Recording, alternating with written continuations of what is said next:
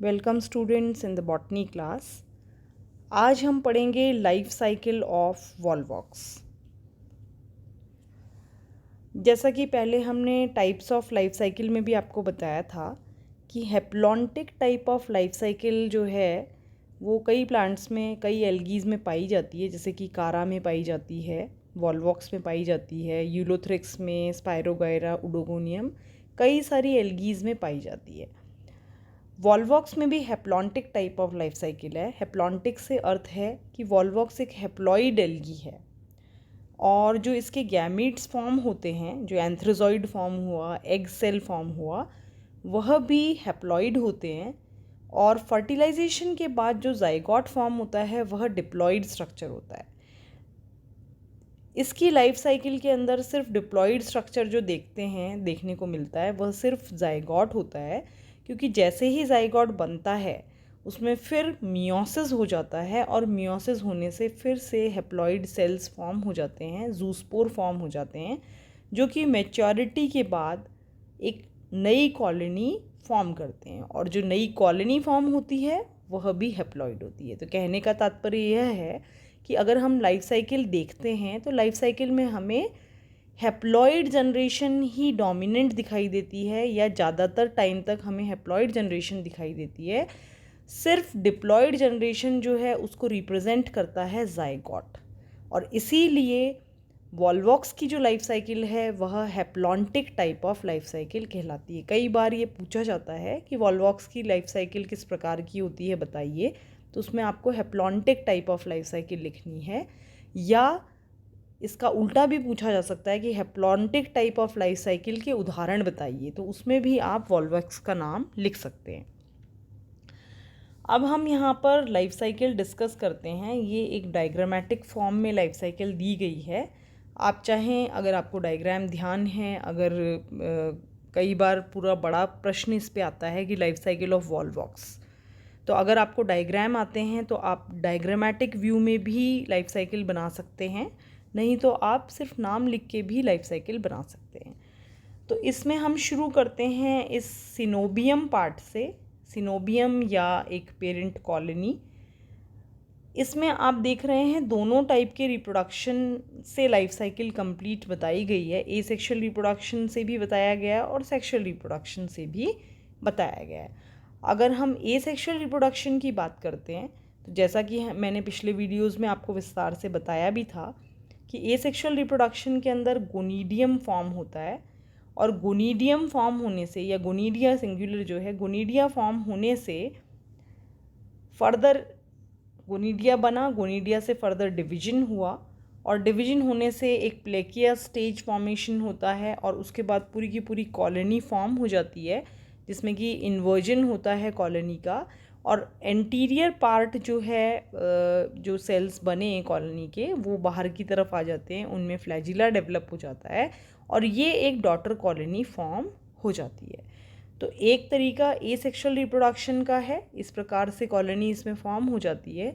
और दूसरा, अगर हम सेक्सुअल रिप्रोडक्शन की बात करते हैं तो सेक्सुअल रिप्रोडक्शन में एंथ्रीडिया का फॉर्मेशन होगा, जो कि मेल रिप्रोडक्टिव स्ट्रक्चर है, और दूसरी तरफ में उगोनिया का फॉर्मेशन होगा, जो कि फीमेल रिप्रोडक्टिव स्ट्रक्चर कहलाता है।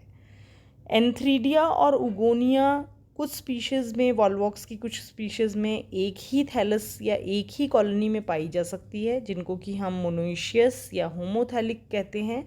और कुछ स्पीशीज़ में आप देखेंगे कि डायोशियस कंडीशन पाई जाती है, मतलब कि एंथ्रीडिया और उगोनिया अलग अलग थैलस या अलग अलग कॉलोनी में पाया जाता है, तब उसे हम डायोशियस या हेट्रोथैलिक कंडीशन कहते हैं। जो भी कंडीशन होती है, डेवलपमेंट जो है एंथ्रीडिया का होता है, जिसमें एंथ्रीडियल इनिशियल सेल बनता है। अगर आप यहाँ देखें तो ये एंथ्रीडियल इनिशियल सेल है, जिसको एंथ्रोजॉइड मदर सेल भी कहते हैं, ये लिखा हुआ है यहाँ पर। और फिर इससे एंथ्रोजॉइड डेवलप होते हैं, इसका डिवीजन होता है इस इनिशियल सेल का, और बहुत सारे सेल्स फॉर्म हो जाते हैं। और ये बहुत सारे जो सेल्स फॉर्म होते हैं इसमें भी इन्वर्जन होता है, मतलब कि अंदर जो एंटीरियर पार्ट है सेल का वह बाहर की तरफ आएगा इन्वर्जन से, और जब ये बाहर की तरफ आएगा तो इसमें फ्लैजिला का डेवलपमेंट हो जाएगा। तो ये एंथ्रोजॉइड्स जो हैं, क्योंकि कॉलोनी हेप्लॉइड थी, तो एंथ्रोजॉइड जो फॉर्म होंगे वो भी हेप्लॉइड फॉर्म होंगे।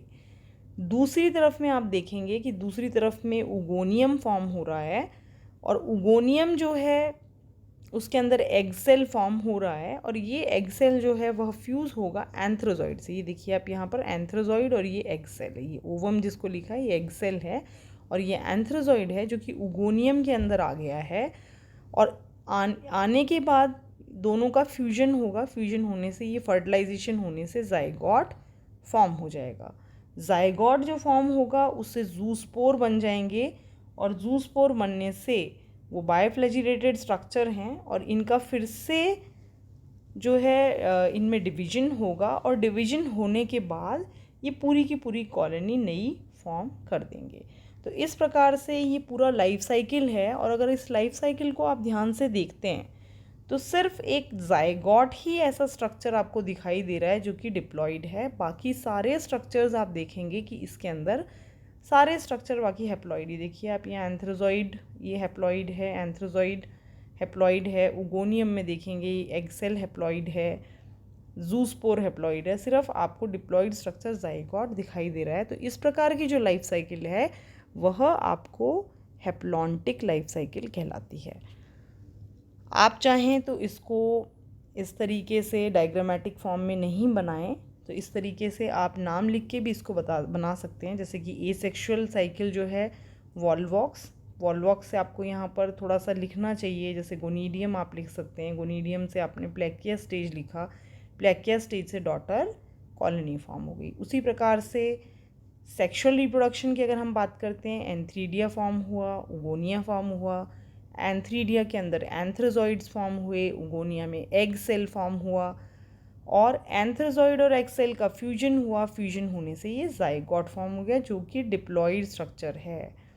और फिर इससे रिडक्शनल डिवीजन हुआ, मतलब मियोसिस हुआ। मियोसिस होने से यहाँ बायफ्लैजिलेटेड जूस्पोर्स फॉर्म हो गए, और ये डिवीजन करके एक कॉलोनी बनाएंगे, जुवेनाइल कॉलोनी, जो कि बाद में जाके पेरेंट कॉलोनी की तरह एक्ट करेगी। तो ये पूरा का पूरा जो लाइफ साइकिल है, जो जीवन चक्र है, उसमें आप देख रहे हैं कि हेप्लॉइड जो सेल्स हैं वही ज़्यादा समय तक रहते हैं। डिप्लॉइड के लिए तो सिर्फ रिप्रेजेंटेशन एक जाइगोट से है, तो इसीलिए यह haplontic type of life cycle Volvox में हम देख सकते हैं।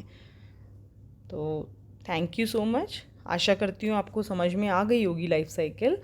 और अगर आपको नहीं समझ में आती है और विस्तार से आपको समझना है तो पिछले वीडियो सारे आप देख लीजिए, आपको समझ में आ जाएगा। नहीं समझ में आता है तो आप मुझे कमेंट बॉक्स में लिख के पूछ भी सकते हैं, मैं उत्तर अवश्य दूंगी। Thank you so much.